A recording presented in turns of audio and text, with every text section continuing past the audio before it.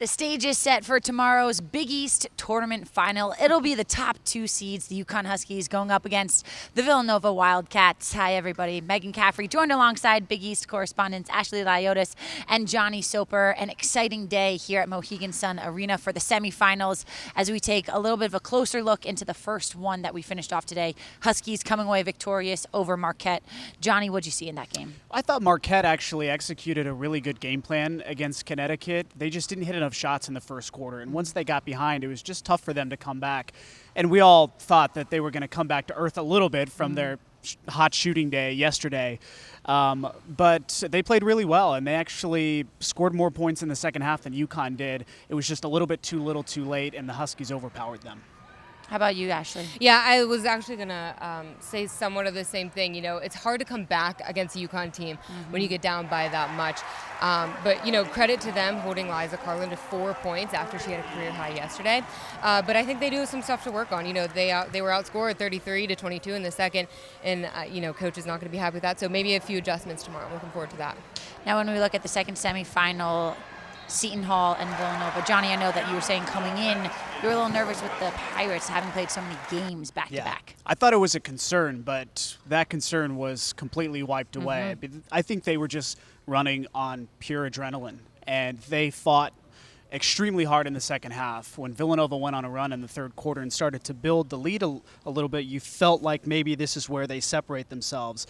And give Tony Bozella's team a lot of credit for hanging in there and really making it a game into the final minutes of the fourth quarter. But Villanova also gets a lot of credit for withstanding Seton Hall's run and able to come out on top. Yeah, you got to give credit where credit is due. What did you see from the Wildcats, Ashley? Yeah, Maddie Siegrist and Brianna Herlihy once again, you know, showing up, showing why Maddie is the player of the year. And I think they did a really good job also at keeping Anja Espinoza-Hunter kind of at bay in that first half. She found her shot there a little bit in the second, but I think what they did was, you know, that's exactly what they needed to do to get to this these finals tomorrow, and looking forward to, you know, what they can do and see, you know, how they take on this UConn team, and this UConn team is going to be out for revenge against them. Yeah, because this is a different UConn team that is now going up against Villanova. Villanova was able to take them down in the regular season, but Paige Beckers is back. The puzzle pieces are all back.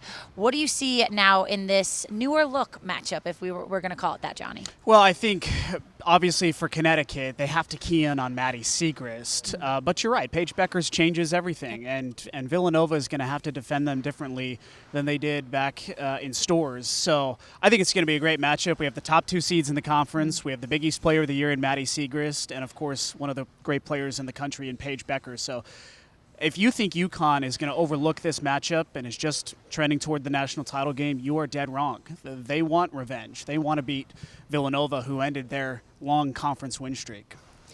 And I think also, you know, having the fresh legs now, we talked about this all tournament, they have a little bit of a deeper bench now, and some of these women out there on the court can get a little bit more of a break now that, you know, Paige is back and everyone's back. So I'm actually looking forward to see how many minutes she plays as well. We've seen her hover around that 20-minute mark here this tournament, so I'm interested to see how many minutes she gets tomorrow. It's so interesting when you're looking at UConn, the starting five and the five that come off the bench. This is what makes them so scary, is that the five that come off the bench could just as easily be the starting five. They've had to have those opportunities this season. Yeah, we're looking forward to that one. Yeah, Villanova knows that. Obviously, they're going to have a great game from everyone in order to beat them again. But I think they're poised in a good position. They were tested today against Seton Hall. They withstood the battle. They're going to be ready tomorrow.